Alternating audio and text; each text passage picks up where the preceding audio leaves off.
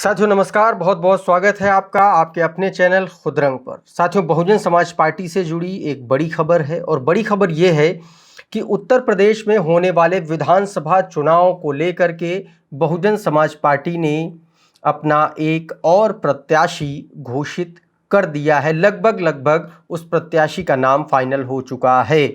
साथियों, आप सभी को पता है कि बहुजन समाज पार्टी अभी तक 5 विधानसभा सीटों पर प्रत्याशियों का एक तरीके से ऐलान कर चुकी है। साथियों, वो कौन कौन सी सीटें हैं, किन किन सीटों पर बहुजन समाज पार्टी ने अभी तक प्रत्याशियों का नाम घोषित किया है, कौन कौन से समीकरण बैठाए हैं, सबसे पहले उनके बारे में जान लेते हैं। और फिर उसके बाद नई विधानसभा सीट, वो कौन सी नई विधानसभा सीट है जहां पर बहुजन समाज पार्टी ने एक और कैंडिडेट का नाम फाइनल लगभग कर दिया है, एक और विधानसभा सीट पर अपना प्रभारी नियुक्त कर दिया है। साथियों, ये सभी जानते हैं कि बहुजन समाज पार्टी जिस विधानसभा सीट पर या जिस लोकसभा सीट पर जिसे प्रभारी बनाती है, 90% मामलों में वहां पर वही कैंडिडेट होता है। विश्वनाथ पाल पिछले दिनों एक चैनल को इंटरव्यू दे रहे थे, उस दौरान उन्होंने भी ये बात ऑन कैमरा इसको एक्सेप्ट किया था। साथियों, और इसी को लेकर के एक नया अपडेट है। सबसे पहले आपको मैं बता दूं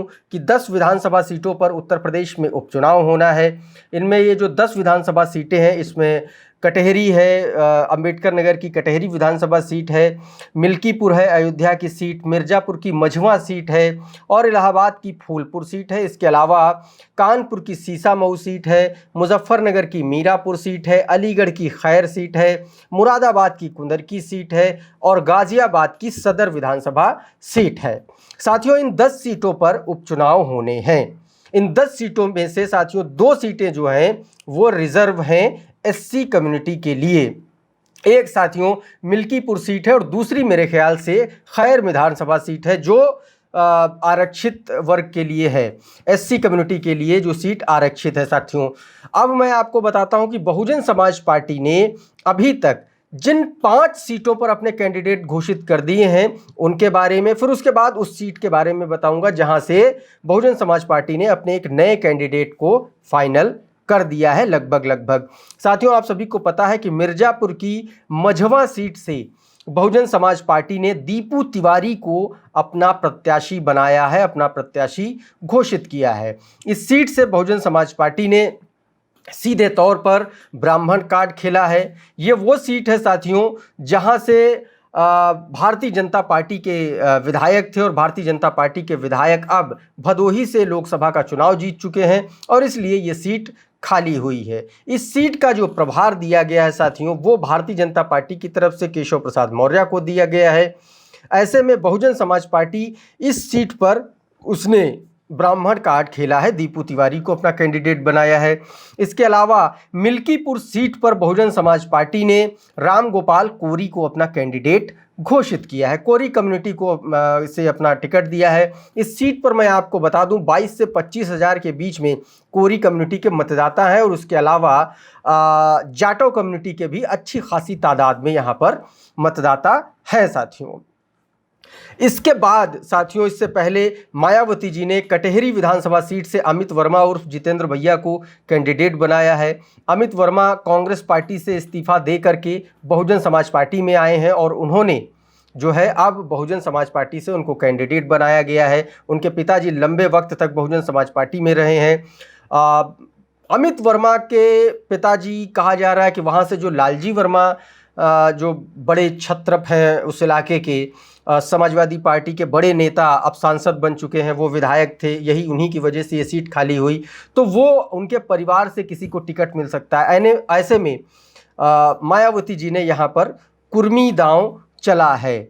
इसके अलावा साथियों मीरापुर से मायावती जी ने शाह नज़र को कैंडिडेट बनाया। शाह नज़र भीम आर्मी में किसी दौर में हुआ करते थे, चंद्रशेखर आज़ाद के करीबी थे और यहाँ से बहुजन समाज पार्टी ने कैंडिडेट जो उतारा है वो मुस्लिम कैंडिडेट उतारा, शाह नज़र। शाह नज़र साथियों मुजफ्फरनगर जिला पंचायत अध्यक्ष हैं वो, और उन्हीं पर ऐसा दांव खेल दिया है बहुजन समाज पार्टी ने। साथियों, इसके अलावा अगर इसी सीट पर हम चंद्रशेखर आज़ाद के कैंडिडेट की बात करें तो यहाँ से चंद्रशेखर आज़ाद ने साथियों जाहिद हसन को अपना कैंडिडेट बनाया, यानी कि दोनों ही पार्टियों ने मुस्लिम कैंडिडेट पर दांव लगाया है साथियों। मुस्लिम कैंडिडेट इसलिए क्योंकि यहाँ पर 1.5 लाख के आसपास साथियों मुस्लिम मतदाता हैं। इसके अलावा जो बहुजन समाज पार्टी ने जो अपना कैंडिडेट जो बनाया है साथियों, एक और सीट है बहुत इंपॉर्टेंट, अब उसका नाम मैं बता देता हूँ, सीसामऊ सीट। सीसामऊ विधानसभा सीट से बहुजन समाज पार्टी ने BR अहिरवार को अपना प्रभारी बना दिया है। यानी कि सीसामऊ विधानसभा सीट से बहुजन समाज पार्टी ने BR अहिरवार को अपना प्रत्याशी बनाया है। BR अहिरवार ने लोकसभा का चुनाव भी 2024 में लड़ा। इन्होंने मिश्रिख लोकसभा सुरक्षित सीट से इन्होंने लोकसभा का चुनाव लड़ा था।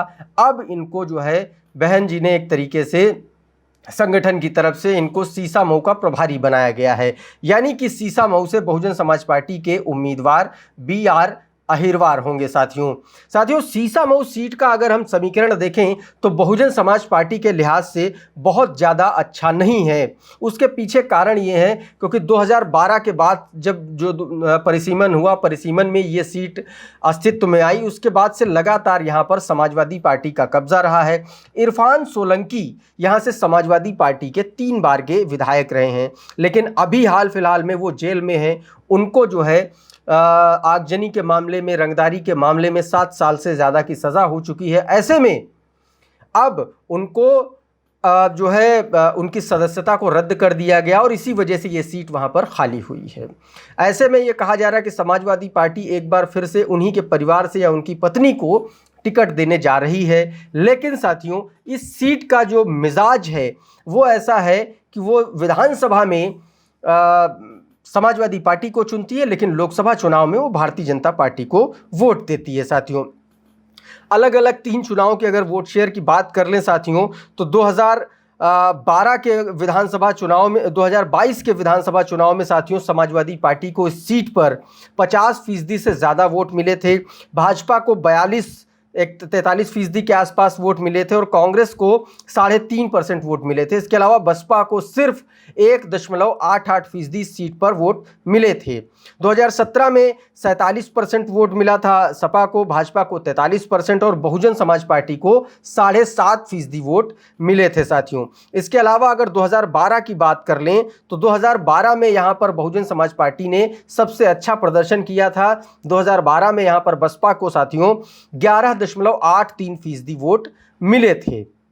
यानी कि बहुजन समाज पार्टी के पॉइंट ऑफ व्यू से ये सीट बहुत ज़्यादा अच्छी नहीं है और उसके पीछे का कारण ये है कि यहाँ पर समाजवादी पार्टी ने मुस्लिम लीडरशिप अपनी मजबूत कर रखी है। इरफान सोलंकी का यहाँ पर बहुत तगड़ा दबदबा है और मुस्लिम मतदाता यहाँ पर सबसे ज़्यादा हैं।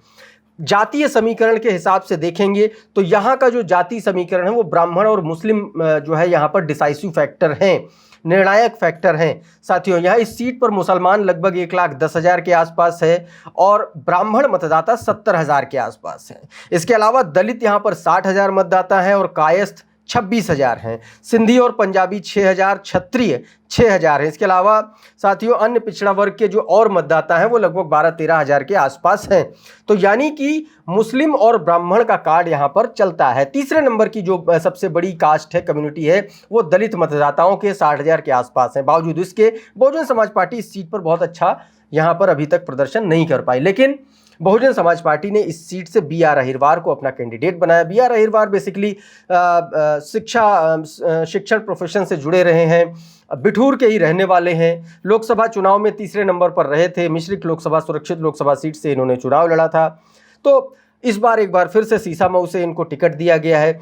तो ये एक बड़ा अपडेट था बहुजन समाज पार्टी की तरफ से। तो कुल मिलाकर के अभी तक बहुजन समाज पार्टी 10 में से 6 विधानसभा सीटों पर कैंडिडेट घोषित कर चुके हैं साथियों।